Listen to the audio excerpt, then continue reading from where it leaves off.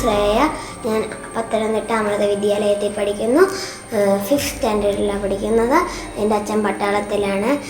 വയനാട്ടിലെ ന്യൂസ് കണ്ടിട്ട് എനിക്ക് സങ്കടമായി. അങ്ങനെ ഞാൻ അമ്മയോട് പറഞ്ഞു അവരെ സഹായിക്കാൻ, എൻ്റെ കമ്മൽ തരാൻ, നമുക്ക് അവരെ സഹായിക്കാമെന്ന് അമ്മ പറഞ്ഞു. അമ്മയ്ക്ക് സമ്മതമായിരുന്നു.